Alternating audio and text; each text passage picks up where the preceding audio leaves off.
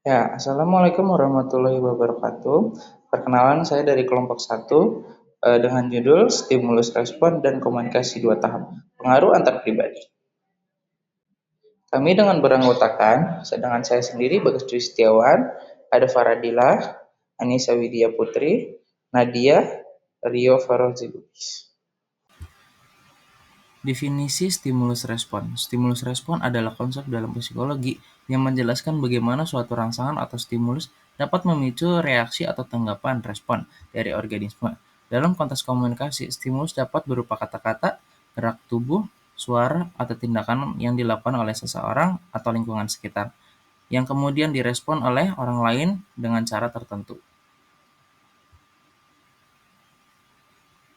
Sebagai contoh sederhana, dalam eksperimen klasik Pavlov, bunyi bel atau stimulus menyebabkan anjing mengeluarkan air liur atau respon ketika anjing tersebut telah dilatih untuk mengasosiasikan bunyi bel dengan makanan. Dalam hal ini, bel yang di awalnya netral menjadi stimulus yang memicu pesan biologis anjing setelah melalui proses pembelajaran atau conditioning.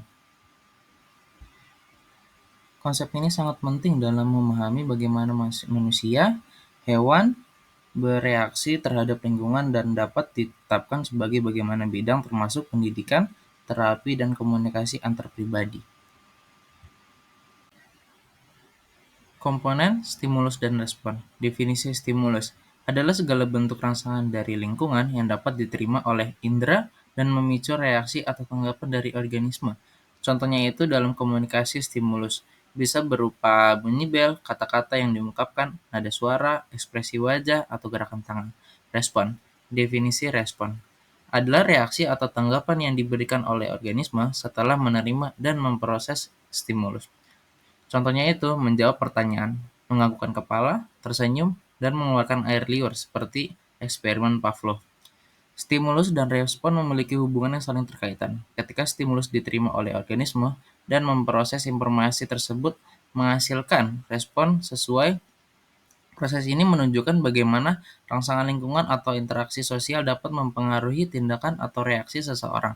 Contohnya dalam eksperimen Pavlov, bunyi bel atau stimulus memicu anjing untuk mengeluarkan air liur atau responnya setelah asosiasi berulang antara bel dan makanan. Oke, next slide itu ada definisi komunikasi dua tahap. Jadi, teori komunikasi dua tahap ini juga dikenal sebagai two-step flow theory.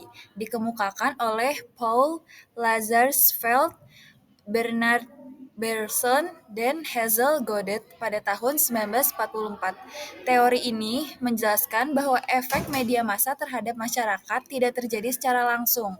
Sebaliknya, informasi dari media massa pertama-tama diterima oleh pemuka pendapat atau opinion leader, yang kemudian menafsirkan dan menyebarluaskan informasi tersebut kepada pengikut pendapat atau opinion followers yang tidak terlalu sering mengkonsumsi media massa.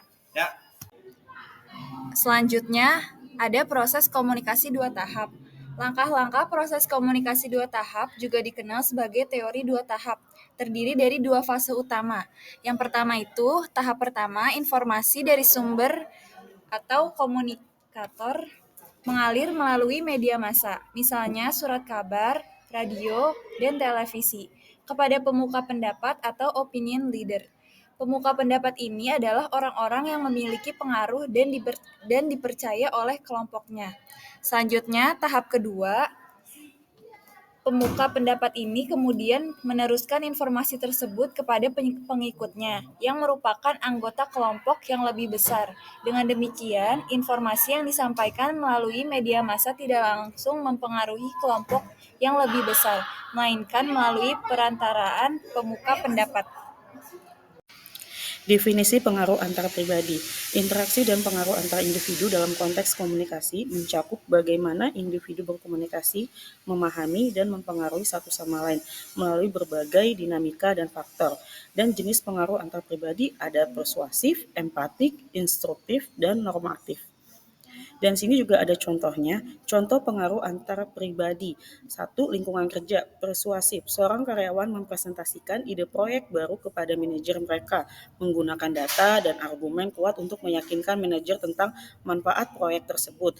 Dan juga ada empatik, seorang rekan kerja memberi dukungan emosional kepada kolega yang sedang mengalami tekanan kerja atau masalah pribadi, mendengarkan dan menawarkan bantuan. Faktor yang mempengaruhi pengaruh antar pribadi. Yang pertama ada kredibilitas. Kredibilitas merujuk pada tingkat kepercayaan dan keyakinan yang diberikan kepada seseorang berdasarkan keahlian, kejujuran, dan integritas mereka. Pengaruhnya, orang cenderung lebih mudah dipengaruhi oleh individu yang mereka anggap kredibel. Jika seseorang dianggap ahli dalam suatu bidang atau memiliki reputasi yang jujur dan dapat dipercaya, mereka lebih mungkin untuk meyakinkan dan mempengaruhi orang lain. Kedua, daya tarik. Daya tarik meliputi daya tarik fisik dan kepribadian seseorang, termasuk penampilan fisik, pesona, karisma, dan sikap yang menarik. Pengaruh, individu yang memiliki daya tarik fisik atau kepribadian yang menyenangkan cenderung lebih berhasil dalam mempengaruhi orang lain. Daya tarik fisik dapat meningkatkan persepsi positif orang lain terhadap seseorang, sementara kepribadian yang menyenangkan dan karismatik dapat membuat orang lebih terbuka terhadap pengaruh mereka.